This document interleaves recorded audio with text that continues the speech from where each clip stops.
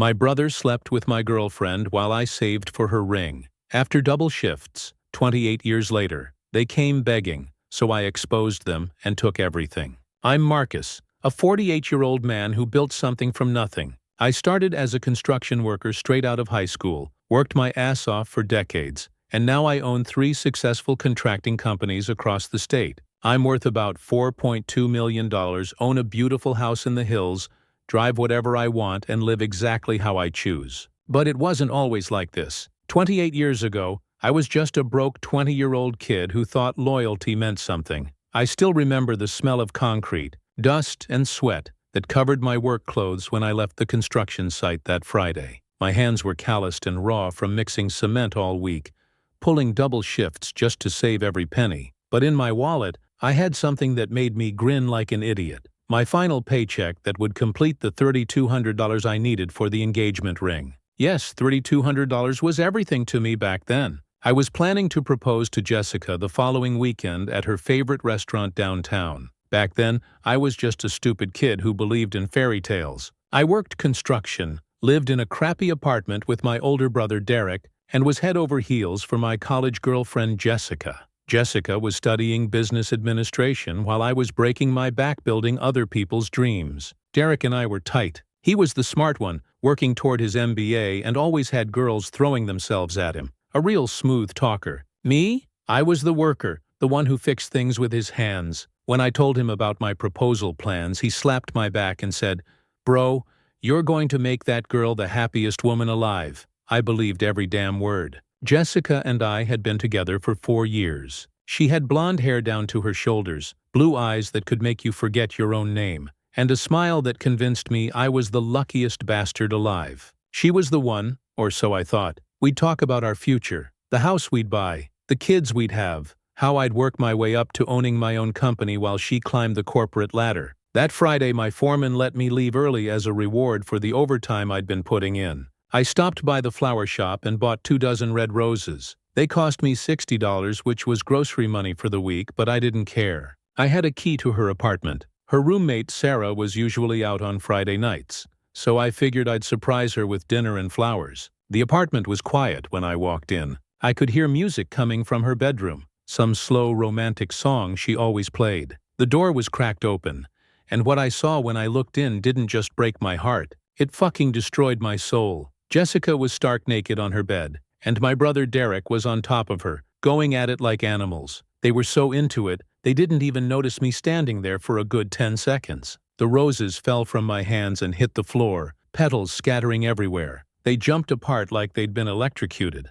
"Marcus, baby, it's not what it looks like," Jessica screamed, grabbing a sheet to cover herself. Derek stood up, not even bothering to cover himself, and had the nerve to say, "Bro, let us explain. This isn't what you think. How long?" I managed to ask, my voice sounding like it came from someone else. They looked at each other, that guilty glance that told me everything. 6 months, Derek finally admitted, still not looking me in the eye. "But we didn't want to hurt you, man. It just happened. 6 months. Half a fucking year while I was working myself to death, saving every penny for a ring, planning our future. 6 months while this piece of shit listened to me talk about how much I loved her, how I was going to propose, what kind of life we'd build together. I lost it. Completely fucking lost it." I screamed until my throat was raw, threw her lamp against the wall, and told them both I'd rather die than ever see their faces again. "You knew I was buying you a ring," I yelled at her. "You fucking knew everything."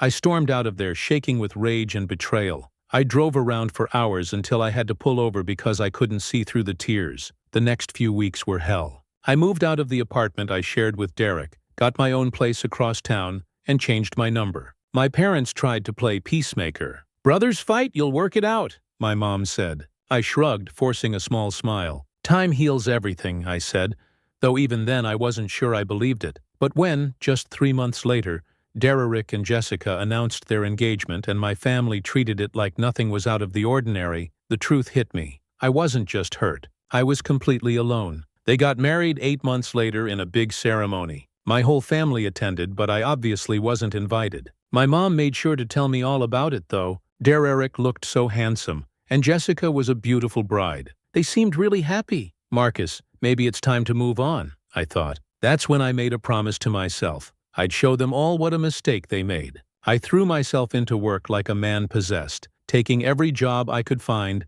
and learning every trade: plumbing, electrical, roofing, you name it. While Derek was getting his fancy MBA, I was building real skills. I met Amanda at a coffee shop near a job site. She was a nurse, kind and patient, nothing like Jessica's flashy, gold-digging persona. We got married 2 years later and had my daughter Emma 9 months after that. She's the best thing that ever happened to me. Even when Amanda and I divorced amicably when Emma was 12, we just grew apart. No drama. We kept things civil for our kid. But here's the thing. While I was building my life, I was also building my empire. I started my first contracting company when I was 25, then a second one, and then a third. By the time I was 40, I was pulling in serious money. I'm not talking just comfortable, but the kind of wealth that changes everything. Meanwhile, Derek's MBA got him a middle management job at some insurance company. Jessica worked part-time at a boutique, spending more than she made on designer clothes.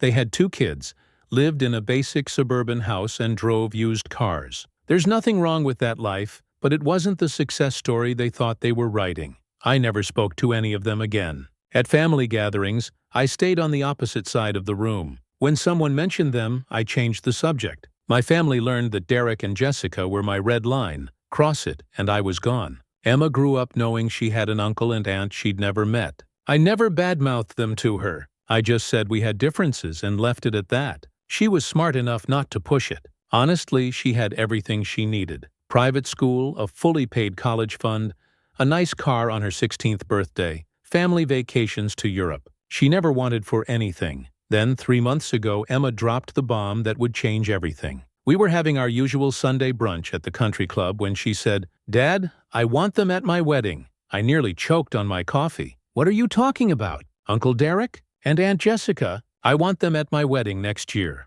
Emma was engaged to Ryan, a software engineer who made good money and treated her right. I was paying for the whole wedding, a whopping $85,000 event at the best venue in the city. "Absolutely not," I said. "Dad, it's been 28 years. Don't you think it's time to get over whatever happened? Get over it like it was some minor disagreement about a football game?" "You don't understand what they did to me," I replied. "So explain it to me. I've been following Jessica on Instagram for years. She seems really nice, and their kids look sweet. Why can't we all just be a family?" That's when I realized my mother had been showing Emma pictures behind my back, filling her head with ideas about this perfect family reunion. "If you invite them, I won't be there," I said firmly. "Are you serious? You'd miss your only daughter's wedding over some old grudge?" "It's not a grudge, Emma. It's called having self-respect." She stood up and threw her napkin down. "Fine, then I'll pay for my own wedding. I don't need your money or your approval." She stormed out, leaving me sitting there, wondering if I just made the biggest mistake of my life. 2 weeks later, I came home from a job site to find cars in my driveway I didn't recognize.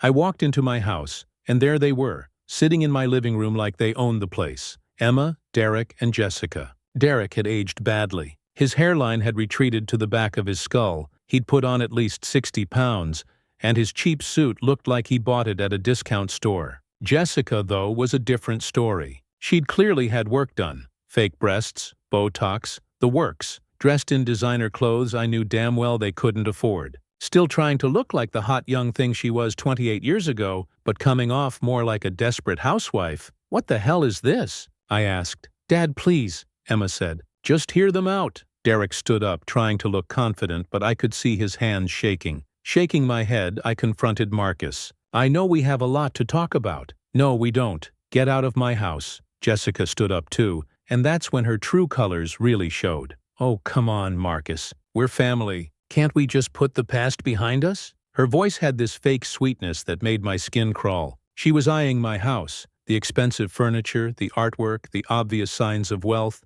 like she was calculating what it was all worth. "You see, Marcus," she continued, "Derek and I have been going through a rough patch financially. The kids need braces, we have some credit card debt, and we heard about how well you've done for yourself." There it was, the real reason for this visit. "Are you kidding me?" I laughed. "Emma told us about the wedding." Derek jumped in. "Maybe we could help with the planning, and if you needed any financial assistance or advice." "Financial assistance from you two?" I couldn't help but laugh. Do you have any idea what I'm worth? Jessica's eyes lit up like dollar signs. Well, we know you've done well, and family should help family, right? I mean, Emma is getting married and weddings are so expensive. Get out. My voice was deadly calm. Get out of my house right now. Emma started crying. Dad, they're trying to apologize. Apologize? They haven't said one word about what they did. They're here because they think I'm their lottery ticket. Jessica's mask slipped for just a second, and I saw the real her. Greedy, calculating, entitled. Look, Marcus, what happened between us was a long time ago. We were young, we made mistakes, but Derek and I are married now. We have kids, and we could really use some help getting back on our feet. Help getting back on your feet? What the hell have you two been doing for 28 years? Derek looked embarrassed, but Jessica just kept going. Well, Derek's job doesn't pay as much as we thought it would, and raising kids is expensive, and we made some bad investments. So you thought you'd come to the brother you screwed over and ask for a handout? It's not a handout, Jessica snapped, her fake sweetness disappearing completely. Your family, and honestly, you've done well enough that helping us wouldn't even dent your bank account. That's when I realized what kind of person Jessica really was and always had been. A gold-digging, entitled princess who saw everyone around her as potential ATMs. Emma, I said, not taking my eyes off these two parasites. If you want them at your wedding, you can pay for it yourself, and you can find yourself a new father figure because I'm done.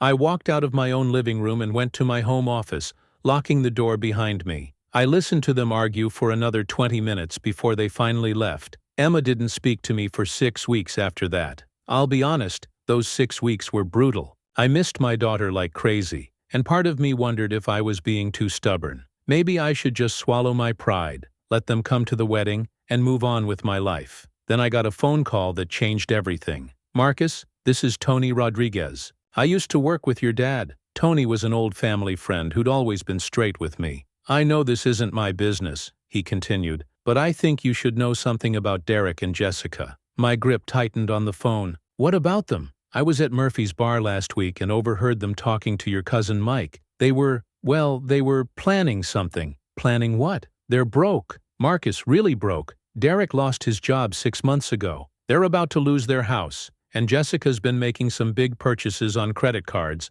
thinking Derek would get a promotion that never came. My blood started to boil. But here's the kicker, Tony continued. They're not trying to reconcile with you out of any genuine remorse. Jessica actually said, and I quote, "Once Marcus forgives us publicly at the wedding, we can start asking him for real money. He's worth millions, and we're family. He'll have to help us." The phone creaked in my grip. She said that? They figured if they could get Emma on their side first, I'd have no choice but to give in. And once I did, they'd milk me for everything they could get. I hung up the phone and sat in my office for a long time, thinking. Then I started making some calls. You see, when you have money and you've built a network over 25 years, you can find out pretty much anything about anyone. I hired a private investigator. It cost me $5,000, but it was worth every penny. The report I got back was beautiful. Derek hadn't just lost his job, he'd been fired for sexual harassment, 3 different complaints from female co-workers. The company settled quietly to avoid publicity, but he was blacklisted in the insurance industry. Jessica had racked up $47,000 in credit card debt, purchasing designer clothes and jewelry in an attempt to maintain an image they couldn't afford. They were 4 months behind on their mortgage. Their cars were about to be repossessed, and they owed the IRS $23,000 in back taxes. But the best part was that Jessica had been cheating on Derek for 2 years with her personal trainer, a 26-year-old musclehead named Chad, who drove a motorcycle and lived in his mom's basement. The private investigator had photos, hotel receipts, everything. That's when I decided it was time for my revenge. I called Emma and told her I had changed my mind, that I was ready to reconcile with Derek and Jessica, and they could come to the wedding. Really, Dad? You mean it? I had been thinking about what she said. Maybe it was time to let go of the past. She was so happy she cried. We met for lunch the next day and started planning the wedding again. I told her I'd cover all the costs just like before. There was just one thing I said. I wanted to do this right. I wanted to have Derek and Jessica over for dinner before the wedding to clear the air. You know, maybe we could all start fresh. Emma thought that was a wonderful idea. I called Derek personally, putting on my best reconciliation voice. Derek, this is Marcus. Look, I've been doing a lot of thinking and Emma's right. It's time we put the past behind us. He was so shocked he could barely speak. Marcus, wow, really? I continued. I'd like to have you and Jessica over for dinner this Saturday. Just the four of us adults. No kids. We can talk things through. Maybe start over. That sounds amazing, man. Jessica's going to be thrilled. I bet she was. That week, I had my house deep cleaned and hired a catering company to prepare an expensive dinner. Prime rib, lobster tail, the works. I also had my security system upgraded with new cameras that covered every angle of my house with crystal clear audio recording. Saturday night came, and they arrived right on time. Derek was wearing what looked like his only decent suit, and Jessica had poured herself into a tight dress that probably cost more than their monthly mortgage payment. Marcus, Jessica gushed, giving me a hug that lasted way too long. Your house is absolutely gorgeous. You've done so well for yourself. Derek was looking around like a kid in a candy store. Jesus, bro, this place must be worth a fortune. It's home, I said modestly. Come on, let's eat. We have a lot to catch up on. Dinner started off friendly enough. We talked about Emma's wedding, their kids, general small talk, but I could see Jessica getting more and more comfortable, and that's when her true nature started to come out. So Marcus, she said, cutting into her lobster, Emma told us you own 3 construction companies now. That must be incredibly profitable. I do all right, I replied. Oh, come on, she laughed, gesturing around the dining room. This is way more than all right. You must be worth what? Several million? Derek looked embarrassed but didn't stop her. I don't really discuss my finances, I said. Of course, she said. I'm just saying. It's amazing how successful you've become, and here Derek and I are still struggling to make ends meet. Here we go. The economy has been tough, Derek added weakly. It really has, Jessica agreed, especially with Derek being out of work right now. You're unemployed? I asked, feigning surprise. Just temporarily, Derek said quickly. I'm interviewing for some great positions, Jessica jumped in. The thing is, Marcus, we're in a bit of a tight spot financially. Nothing too serious, but with kids and mortgages and everything. I'm sure things will turn around, I said. Oh, I know they will, Jessica said, reaching over to touch my arm, especially now that we're all family again. I mean, family helps family, right? There it was. What exactly are you asking me, Jessica? She exchanged a look with Derek, then put on her biggest smile. Well, we were thinking maybe you could help us out a little bit, just until Derek finds a new job. We'd pay you back, of course. How much are we talking about? I asked. Maybe 50,000, she said, as if she were asking for spare change. I nearly choked on my wine. 50,000? I know it sounds like a lot, Derek said. But we're really desperate, Marcus. We might lose the house. And it's not like you don't have it, Jessica added, her mask slipping a little. I mean, look at this place. You probably spent 50,000 on your landscaping. I leaned back in my chair. So let me get this straight. You two betrayed me in the worst possible way 28 years ago. Never apologized. And now you want me to give you $50,000. We are apologizing, Jessica insisted. We're here, aren't we? We're trying to make amends. Things went wrong when you asked for money trying to rebuild our relationship, Derek said. The money is just temporary help between brothers. Jessica leaned forward, her cleavage almost spilling out of her dress. Marcus, honey, we all made mistakes when we were young, but look at us now. We're all mature adults. Can't we put the past behind us and focus on the future? You're right, I said, standing up. Let's focus on the future. I have something to show you both. I walked over to my entertainment center and pulled out a manila envelope. What's that? Derek asked. The future, I replied, sitting back down. See, when you two came to me asking for help, I thought I should know exactly who I'd be helping. I opened the envelope and pulled out the private investigator's report. Jessica went pale. Derek looked confused. Did you know? I said conversationally. Derek here was fired for sexual harassment. 3 different women, Derek. 3? That was a misunderstanding, Derek stammered. And Jessica, I continued, did you know your wife has run up $47,000 in credit card debt, or that she's been sleeping with her personal trainer for 2 years? The silence was deafening. Jessica's mouth opened and closed like a fish. Derek looked like he was going to vomit. Oh, and here's my favorite part, I said, pulling out a photograph. This is Jessica and Chad at the Marriott downtown last Tuesday. Nice position, by the way. Very athletic. Derek grabbed the photo and stared at it. His face went from pale to red to purple. You lying piece of shit, he whispered.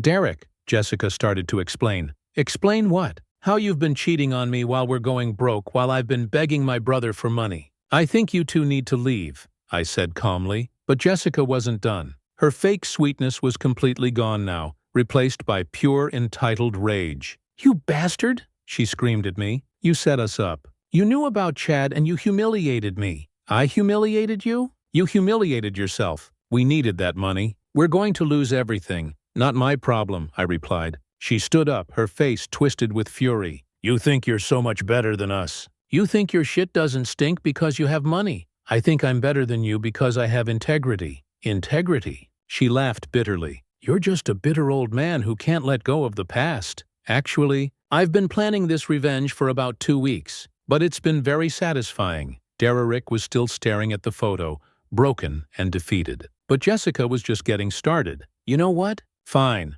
We don't need your money. We don't need you. But don't think this is over. Oh, but it is, I said. Because you're never getting near me or my daughter again. That's when she really lost it. Your daughter, your precious little Princess Emma. Do you want to know what she really thinks of you? She told me you're a cold, controlling bastard who uses money to manipulate people. I smiled. Did she? That must have been before she found out what kind of people you really are. Jessica looked confused. What do you mean? I pulled out my phone and played a recording. Emma's voice came through crystal clear. Dad, I owe you an apology. Tony Rodriguez called me and told me what he heard at Murphy's bar. I can't believe I fell for their act. They're not trying to reconcile. They just want money. I'm so sorry I put you through this. Jessica's face went white. That was from 3 days ago, I said. Emma knows everything. The debt, the cheating, the harassment charges, all of it. You're lying. I played another recording. This one had Emma's voice talking to someone else. No, Jessica, you're not invited to my wedding anymore. I know what you really wanted from my dad and I'm disgusted. Don't ever contact me again. Derek finally looked up from the photo. Emma knows about Chad. Emma knows about everything. So does the rest of the family, by the way. I sent copies of the PI report to everyone. Your kids will probably hear about it at school on Monday, Jessica screamed. Actually screamed like a banshee. You monster. You've ruined our lives. No, I said, standing up. You ruined your own lives. I just documented it. Now get out of my house before I call the police. Derek stood up slowly, still holding the photo. He looked at Jessica with pure hatred. 28 years. 28 years I've been married to a lying, cheating bitch. Derek, please shut up. Just shut the hell up, he turned to me. Marcus, I'm sorry for everything. For what we did to you. For coming here tonight. For all of it. It's too late for sorry, Derek. He nodded. I know. Come on, Jessica. But Jessica wasn't done. She grabbed a wineglass and threw it at me, missing by inches. It shattered against the wall behind me. I hope you're happy, she screamed. I hope you die alone and miserable. I'll die rich and respected, I replied. Can you say the same? Security cameras captured everything. I had the entire beautiful meltdown recorded in high definition. They left that night, and I never expected to see them again. But life had more surprises in store. Derek filed for divorce the following week. Apparently, the private investigator's report made it easy for his lawyer to prove adultery and financial irresponsibility. Derek got custody of the kids and Jessica received nothing. She had to move back in with her parents at 46 years old. Their house went into foreclosure. Derek had to declare bankruptcy. The IRS started garnishing whatever wages he could find from odd jobs. But the best part? Jessica's personal trainer, Chad, dumped her as soon as the scandal broke. Apparently, he wasn't interested in dating a broke middle-aged woman with no prospects. Emma's wedding was beautiful. The guest list was smaller without Derek's side of the family, but it was filled with people who genuinely cared about us. I walked my daughter down the aisle with pride, and she thanked me in her speech for always protecting our family from those who would take advantage of our love. For 6 months, I didn't hear anything from Derek or Jessica. I assumed they had slunk away to rebuild their lives somewhere else. I was wrong. It was a Tuesday morning when my secretary buzzed me at the office. Mr. Marcus, there's a Derek Thompson here to see you. He says he's your brother. I had never heard that name in my office before. Derek had never even seen my businesses. Send him in. Derek walked into my office looking like a broken man. His clothes were wrinkled and cheap. He had lost weight and had the hollow-eyed look of someone who hadn't slept in weeks. Marcus, he said barely above a whisper. Thank you for seeing me. What do you want, Derek? He sat down across from my desk and put his head in his hands. I'm desperate, man. Completely desperate. I figured as much. You wouldn't be here otherwise. It's not for me, he said quickly. It's for my kids, Tyler and Madison. They're 16 and 14, and they're living with me in a one-bedroom apartment above a pizza shop. Tyler's supposed to start his senior year next month, but we can't afford the school supplies. Madison needs a dress for homecoming, and I can't even buy her a $5 sandwich for lunch. He looked up at me with tears in his eyes. I know what I did to you. I know I don't deserve anything from you, but those kids, they're innocent in all this. They didn't ask for their parents to be screw-ups. I leaned back in my chair. Where's Jessica in all this? Gone. She moved to Florida with some guy she met online. She sends a Christmas card if the kids are lucky. She doesn't pay child support. Doesn't call? Nothing. And you think I should help you because you're a good man, Marcus. Better than me. Better than I ever was. He was crying now. I destroyed my own life, and I can live with that. But my kids are suffering because of my mistakes, and I can't fix it alone. What exactly are you asking for? Just enough to get the kids through school. Maybe help with rent so we can get a 2-bedroom place. I'm not asking for handouts. I'll work. I'll do anything. Construction, cleaning, whatever. I'll pay you back every penny. How much? Maybe $2,000 a month. Just until I can get back on my feet. For how long? Until Tyler graduates and gets a job? Maybe 2 years. I did the math. $48,000 total. And what makes you think you won't screw me over again? Derek met my eyes for the first time since he'd sat down. Because I've already lost everything that mattered to me. My wife, my house, my career, my reputation. The only thing I have left is my kids. And if you help me keep them safe and fed, I'll spend the rest of my life being grateful. I let him sit there in silence for a full minute. I'll think about it, I finally said. Marcus, he said, I'll think about it. I'll give you an answer in 1 week. He nodded and stood up. Thank you. Just thank you for considering it. After he left, I sat in my office for a long time. Part of me wanted to tell him to go screw himself. But another part of me kept thinking about those kids living in a 1-bedroom apartment above a pizza shop because their parents were idiots. 3 days later, Jessica showed up. My secretary buzzed me again. Mr. Marcus, there's a Jessica Thompson here. She's very insistent. Jesus Christ, send her in. Jessica walked into my office, and I barely recognized her. The designer clothes were gone, replaced by jeans and a t-shirt from Walmart. Her hair was fried from too much bleach, and she looked like a shadow of her former self. Jessica had gained at least 30 pounds. The expensive cosmetic work she had undergone was starting to sag, making her look older than her 46 years. Hello, Marcus, she said, attempting to sound confident but failing. Jessica, what brings you to my office? She sat down without waiting for an invitation. I heard Derek came to see you. I know what he asked for. Help with the kids. She leaned forward, clearly trying to turn on whatever charm she thought she still had. Marcus, I know we haven't always seen eye to eye, but those kids are my children too. The kids you abandoned. I didn't abandon them. I just needed space to figure out my life. In Florida with your new boyfriend, I replied, noting how her face flushed. That didn't work out. Shocking. Look, Marcus, Derek can't take care of those kids alone. He's working at a Home Depot now, making $12 an hour. They need their mother. They needed their mother when you were cheating on their father and running up credit card debt. That's in the past, she insisted, her voice growing shrill. I'm here now and I want to be part of the solution. What exactly are you proposing? I asked. She took a deep breath, shifting into full manipulation mode. I think the kids should come live with me in Florida. I have a nice apartment and good schools nearby. Derek can visit whenever he wants. And how would you support them? Well, she bit her lip, I was hoping you might help with that. Just temporarily, of course. Help how? Maybe $5,000 a month, just until I get back on my feet. I'm looking for work, but the job market is tough. $5,000 a month? That's more than double what Derek had asked for. And what about Derek? Derek?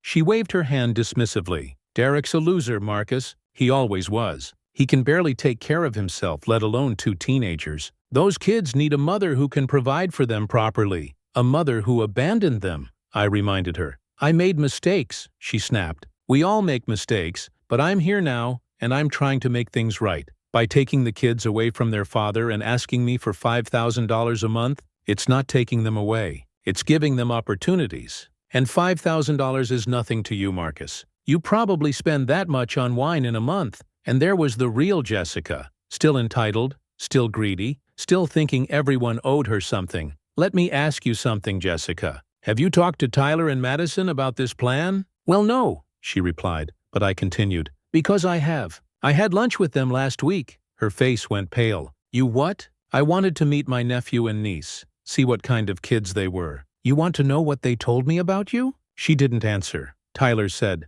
Uncle Marcus, I never want to see that woman again. She destroyed our family and then left us. Madison said, She's not my mom anymore. A real mom doesn't abandon her children. Jessica's mouth opened and closed like a fish. Those kids hate you, Jessica. And honestly, I don't blame them. Jessica's face crumpled. That's not fair. I'm their mother. No, you're the woman who gave birth to them. There's a difference. She started crying, big, ugly sobs that smeared the little makeup she was wearing. Marcus, please. I have nothing. My boyfriend kicked me out. I'm living in a motel. I can't find work. I need help. You need help? What about when Derek needed help keeping his marriage together? What about when I needed help 28 years ago when my brother and girlfriend betrayed me? I was young and stupid. You were 20 then. You're 46 now. What's your excuse for abandoning your children? She wiped her nose with the back of her hand. I made a mistake, okay? I thought I could start over. Be happy. But it didn't work out. So now you want to come back and play mommy when it's convenient? I want to make things right. I stood up and walked around my desk, looking down at her. You want to make things right? Here's how you do it. You disappear. You sign over full custody to Derek. You don't ask for a penny from anyone, and you let those kids heal from the damage you've done. I can't do that. Then you get nothing from me. She looked up at me with pure desperation. Marcus, please. I'm begging you. I'll do anything. Anything? Yes, anything. I walked back to my desk and pulled out a piece of paper. Sign this. What is it? A legal document renouncing all parental rights to Tyler and Madison. Sign it and I'll give you $10,000 to disappear forever. She stared at the paper. 10,000? That's it? That's more than you deserve. But Derek's getting $2,000 a month. Derek is taking care of his children. You abandoned yours. She was quiet for a long moment. Then what if I don't sign it? Then you get nothing. And I will make sure every employer in whatever city you end up in knows exactly what kind of person you are. Her hands were shaking as she picked up the pen. This isn't fair. Fair? You want to talk about fair? Fair would be you rotting in hell for what you've done to your family. She signed the paper. I wrote her a check for $10,000. This will be the last money you ever see from me or anyone in this family. If you ever contact Derek or those kids again, I will have you arrested for harassment. She took the check and stood up. You know what, Marcus? You're right. I am a terrible mother and a terrible person. But you're not much better. You've let hate consume your whole life. Maybe, but I sleep well at night. Do you? Because I think you're just as miserable as the rest of us. She walked toward the door, then turned back. For what it's worth, I really did love you once. Back when we were kids. No, you didn't. You loved what you thought I could give you. Just like with Derek. Just like with Chad. Just like with every man you've ever been with. She left without another word. A week later I called Derek and told him to come to my office. He walked in looking nervous, probably expecting me to tell him no. I've made my decision about helping you, I said. He held his breath. I'm not going to give you $2,000 a month. His face fell. I'm going to give you $3,000 a month, plus I'm paying for both kids' college tuition when the time comes. Derek stared at me like I'd spoken in a foreign language. There are conditions, I continued. You work for me. I'm putting you in charge of maintenance for all three of my companies. It's honest work. It pays well, and it comes with health insurance for you and the kids. Marcus, I don't know what to say. Say you'll take it seriously. Say you'll be the father those kids deserve. I will. I swear to God I will. And Derek, Jessica signed over her parental rights. She's out of their lives for good. He closed his eyes and took a deep breath. Thank you, Jesus. Marcus, thank you. Don't thank me yet. You're going to earn every penny of this. I'm a tough boss. I don't care. I'll do whatever you need. 6 months later, Derek had proven himself. He was punctual, hardworking, and grateful. Tyler and Madison were thriving. Good grades, new clothes, a decent apartment. Tyler even got a part-time job at one of my job sites and turned out to have a natural talent for construction. At Emma's first wedding anniversary party, Derek approached me during a quiet moment. Marcus, I need to tell you something. What's that? I never really apologized, not properly, for what Jessica and I did to you 28 years ago. I looked at him. You're right. You never did. I was a coward and a piece of shit. I betrayed my own brother for a woman who turned out to be a snake. There's no excuse for it. And I'm sorry. I'm sorrier than I've ever been about anything in my life. Why now? Because working for you, seeing how you've built your life, seeing how you've helped my kids even after everything, I finally understand what kind of man you are. And I finally understand what kind of man I should have been. I nodded. Apology accepted. Really, Derek? I spent 28 years hating you. It was exhausting. I'd rather spend whatever time I have left building something better. He stuck out his hand. Brothers. I looked at his hand for a long moment, then shook it.